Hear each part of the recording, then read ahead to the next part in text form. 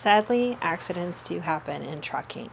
Usually, most are not major or involving injuries like the one that you see behind me, but they do happen. In most cases, accidents are fairly minor. The drivers can keep going with no violations. Sadly, though, some are catastrophic and can cause injury and even death, property and freight damage, and downtime for drivers. Welcome to Trucking Tuesday. This week, we're going to be covering an overview of accidents out on the road. Hi everyone, it's Jen. Welcome back for another edition of Trucking Tuesday. This week we're talking about accidents. The most common accident that I deal with on a nightly basis is actually ones that involve our drivers or another driver who's parked in a truck stop or a rest area. And because parking is so limited and so tight, these accidents are very frequent.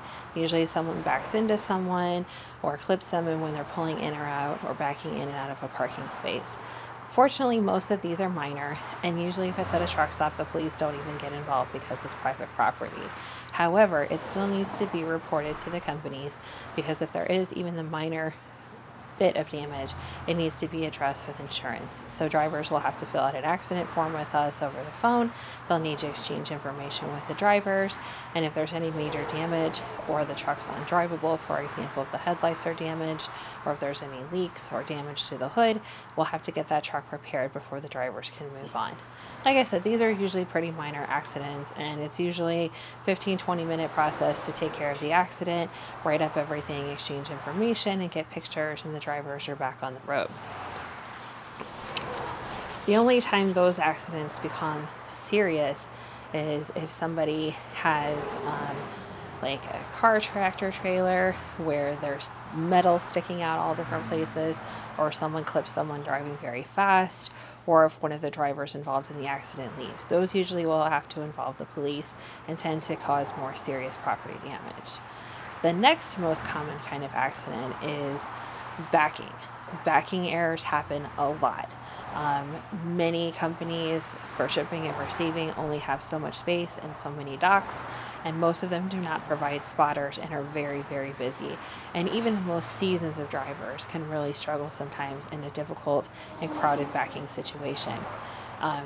Drivers can cut in front of them, people can walk out while they're backing out, they can misjudge because of the angle of the sun or shadows, and they can run into another truck, a trailer, the dock. All of these things can happen, and they happen very quickly, even like I said, with the most seasoned of drivers. Fortunately, most of these accidents don't cause too much damage to the truck, trailer, or other property because usually the driver is driving less than 10 miles an hour. Still, if you hit a dock hard enough or you have a heavy enough load, it can cause some pretty significant damage. If there's property damage to the building or the surrounding property area, then we have to get the facility that's involved with the accident. We have to reach out to their insurance company, and things become a little more complicated. Though, just like the parking accidents, usually these are not reportable on the driver's license or the DOT register because they're usually pretty minor. Sometimes the police will be involved just because there's property damage to a customer and they want to make sure everything's covered on their end, but usually the police don't come out in the case of private property. And like I said, these accidents are usually pretty minor. Worst I've ever seen in a backing accident was a chunk out of a dock, or somebody smashed up someone else's trailer pretty bad, crunched the corner of it, but it wasn't anything serious. So these are pretty minor accidents. Another accident that could be serious, and one of the more common ones that we deal with, is lane changes. And this can happen on even a busy, not so busy highway like this one, where there's a merge or there's a quick merge because of construction, and people don't like to let other people in, especially big trucks. And eventually you're going to run out of road as a driver, and you have to make a decision if you're going to risk driving off the road or on the shoulder, or if you're going to try to chance it and cut over and hopefully you don't hit anyone. So these lane change accidents can be pretty severe if they hit a passenger car, and sometimes it's hard to determine who is at fault. And this is one of the reasons that we have cameras all over our trucks and trailers. We have cameras that face our drivers so that we can see their reaction to an accident. We have cameras that face outward and along the sides of the truck so that we can get all angles possible during the accident to make sure that not only our drivers are protected, but other motorists on the road are protected too. If it is driver error, it's driver error. So lane change accidents, like I said, could be pretty significant if another passenger vehicle is involved, or even a tractor trailer at high speed. Then you're talking about pretty significant property damage, potential injury, and definitely a big traffic jam for lots of people involved. These almost always involve the police being called out, and sometimes it involves a tow for the other vehicle, our vehicle. It just depends on how bad the accident is. If a injury occurs and a person has to be taken to the hospital, and or there is a fatality, or there is a significant amount of damage, or a ticket is issued, the driver may be sent for a DOT drug and alcohol screen. This has to be done with an accompaniment from a DOT officer, and that will also help determine the outcome of the accident in terms of further violations issued and any legal action taken. And this can happen at any level of accident, but usually once you get into lane changes and there's pretty significant chance for injury, this is when this becomes something that does happen. And usually these kinds of accidents are DOT reportable and will put points on a driver's license. And points for a CDL are just like points for your car. You can go to court and try to fight them to work on getting them lessened or removed. In the case of accidents, that doesn't always happen, but we do the best we can, especially if it's not the fault of our driver, to take care of them. Some major accidents that happen that are pretty significant are jackknifes, rollovers, and loss of control, leading to leaving the lane and or the roadway. So many of these accidents happen because of bad weather, so significant rain or water builds up on the road, ice or snow. They also happen in construction sites. So jackknifing is when the truck and trailer bend. So the trailer will go this way and the truck will go another, and eventually the trailer will slam into the back of the tractor at basically a 90-degree angle. And these are incredibly dangerous, one, because you're risking some pretty serious injury to the driver just from the impact of the trailer, and two, because almost always the drivers lose control in these situations, and now you've got the tractor and the trailer skidding down the highway completely out of control in a very strange angle. Sometimes these are just single vehicle accidents because the driver has lost control. Sometimes they can wind up, unfortunately, striking other vehicles in the process. Loss of control could be from any reason. If a driver is driving tired, if a driver is in a situation where they maybe run over something, or they have a catastrophic blowout, they wind up doing a lane change and then having to immediately change right back.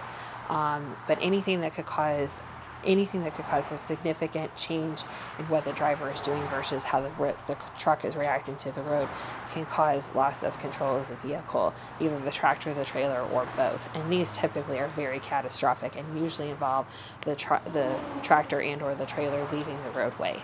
Rollovers, same kind of thing. It can happen from extremely hard braking, in unsafe conditions. It can involve drivers jerking to avoid an accident or another vehicle, or general loss of control, or a jackknife can also cause rollover, and these typically are extremely catastrophic events leading to total loss of freight if there's freight involved, the trailer, sometimes the tractor, and significant injuries for any people involved. Fortunately, at my company, these don't happen very often.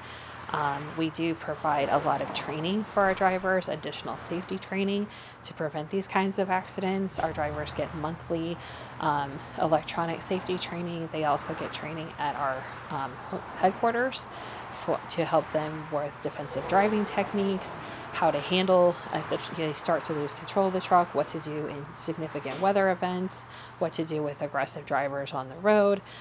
So we try to keep on top of accidents as best we can, but unfortunately they do happen. So what happens after a driver is involved in an accident? The company that I currently work for, if it's a minor accident with no injuries and no violations, for example, a truck stop accident, We'll have the drivers call in, get pictures of the scene, get pictures of the other drivers involved, their license, their insurance. We'll have them exchange information, and then they'll fill out an accident form with us online, and we'll go about our day. If there's no significant damage to the truck and they're able to drive, then they'll go on, they'll have to speak with safety about it, talk to them about possibly preventing these kinds of accidents in the future. Safety will review where they're parked, make sure they're within the lines, etc., that there isn't anything that they could have done differently, or if they're the cause of the accident, get them some retraining on backing or safe parking, and go from there. If it's a major accident and there's a police report and possible towings or fines, then this will involve us speaking to the driver and trying to get as much information as possible. If the driver needs to go to emergency care, then we'll let them do that, and we'll follow up with them later. We'll try to get in touch with the police involved or the tow companies involved. Usually the police departments have tow companies that they work with, and then they'll get us the information. If there's other parties that are injured, we'll try to get as much information from the driver and the police on scene, and then the police report to follow up, get as many pictures as possible for insurance reasons, get statements from everyone involved, and try to get as much information as possible to protect all parties involved. And we never assume fault on any side until all of the information, including the police report and camera footage, is reviewed. If there are legal actions to be taken, we will give the drivers the options to seek legal counsel. We'll help them with insurance. We'll help them with anything that they need to try to protect themselves and their license. And then if there's damage to the truck or trailer and it has to be towed, we'll get the insurance company involved to work and get the truck and trailer out of police impound. So that's usually what happens when they're towed. And then we'll see what we need to do to get that truck and trailer back on the road. If it is a total loss, then we will replace as quickly as possible. If the driver is still able to drive, then we'll get them into a substitute truck so that they can continue to drive if they are released to do so. So, fortunately, most accidents are not significant, and drivers can continue about their day, and hopefully it's a better day the next day. Unfortunately, they do happen, and sometimes, like I said, they are pretty significant, but we try to do everything that we can to keep our drivers safe and going on the road despite everything that is out there. And that's just it. You know, there's so many things on the road, so many things that we can't control: other drivers, construction, poor road conditions, and we just try to prepare our drivers as best as possible for any situation so that we can prevent all the accidents we possibly can. Thanks for joining us today on Trucking Tuesday. If you're a professional driver, I would love to hear from you and share your story if you're interested. If you have questions about the trucking industry, feel free to reach out. My email address is fracturechristian@gmail.com. I'll see you guys again next week for another awesome episode of Trucking Tuesday. Until then, stay safe.